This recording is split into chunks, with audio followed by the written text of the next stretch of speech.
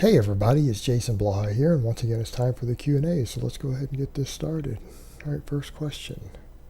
I tore my hamstring partially a few weeks ago doing deficit deadlifts. Is there any way to reduce the chance of getting another or any precursor signs? It's a sign that you have probably weak hamstrings, and you probably need to do more lower back training.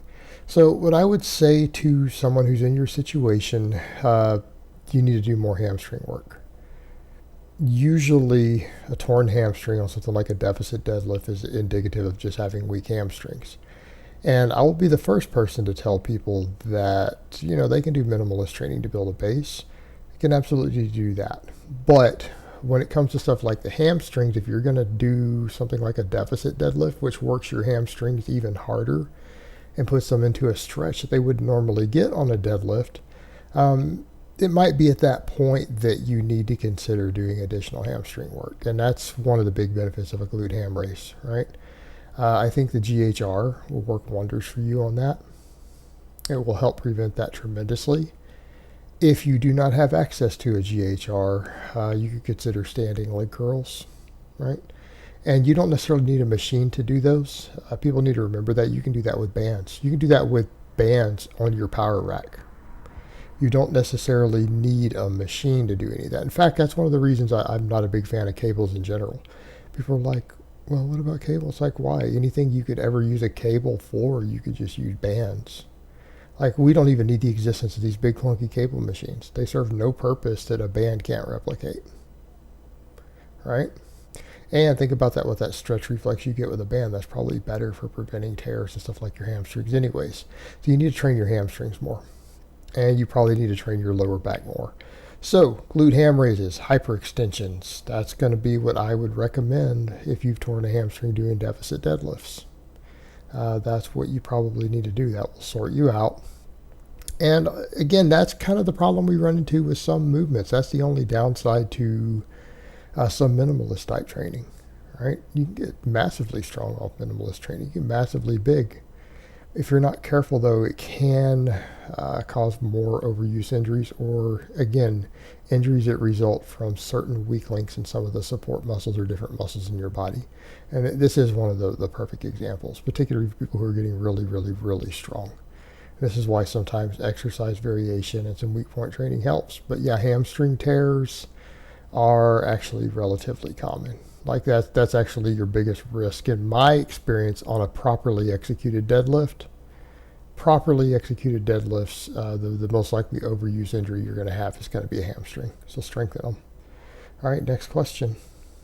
Do you think the Texas method is a good intermediate program? I've been doing some BBM programming, but RPE just doesn't seem suited to me.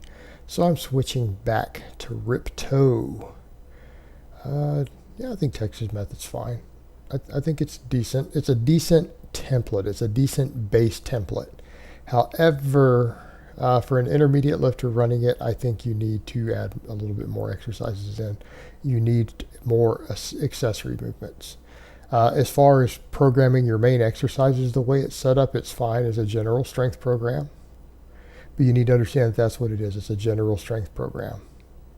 Right? It's something like a base program you would run for a football player. But you're going to need more stuff that's going to be specific to your goals, right? You're going to need more assistance work, more accessory work to bring up weak links and to get more training volume in, because it is pretty low on the volume end. That's one of the biggest flaws in it. But it's decently programmed. It works. It absolutely works. Nothing wrong with it in regards to the programming.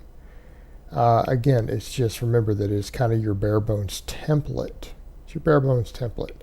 And every coach who looks at it and uses it says that. I believe even the barbell medicine guys have said that, who studied extensively under rippetoe before kind of doing their own thing, that it does need more training volume. It's just too low volume for maximum gains. Nothing wrong with it from a programming perspective, but you've got to factor that in. So you could run it, but you need to be doing additional accessory work. And that's the problem we run into, is that, you always get intermediates and say, okay, well, what accessory work do I need to do? And it's like, well, I don't know. I can't tell you. I'm not your coach. I'm not looking at all your lifts. How could I possibly tell you what accessory work you personally as an individual need to do? And even if I did, why would the accessory lifts I give you right now be the same ones that you need to run in 12 weeks? Because it comes down to that individual difference, right? People say, well, everyone's different. No, everyone's different at this given moment in time. The accessory movements you need are going to be different 12 weeks from now than they are right now. And 12 weeks from now, they might be exactly identical to your best friends. They're just different right now. Weak links are highly individual. You need to find them and add the movements for it. All right, next question. Would it make sense for a person who has been out of the gym for over 2 years to start on a more basic program like 3 times 10 to 12 or a few weeks before going into a strength training? Or could I jump into 5x5 with some accessories? What do you mean? Strength training? Telling me sets of 10 aren't strength training? Well, sets of 5 are hypertrophy work and strength work just like sets of 10 are. I don't see what you're asking. Like, sets of 5 are not maximum strength. That's not pure strength training. That's volume training, right? It's just that's the volume you do with relatively big exercises. That's all strength training, and neither one of them are maximum strength, right? 1 to 3 reps is maximum strength. Actually, 1 rep is maximum strength. So, to answer your question, no. If you want to start with a 5x5, start with a 5x5. Make sure your form is down and start light. Most 5x5s have you start light and then build up weight over time anyways, right? So come in and do that. You could work with your 10 rep maxes to start, and then you add weight every week. Come in and rebuild. The only caveat I would put in there is that make sure you have the mobility and form down on your exercises. Make sure you can execute your basic exercises to a full range of motion. Come in and train them. But yeah, you could do that on a 5x5 starting out. I don't know what advantages you think you're going to be getting from sets of 10 as a novice that you wouldn't get from sets of 5. It's not like you need really high volume training as a novice, and that's the only reason you do 10s, right?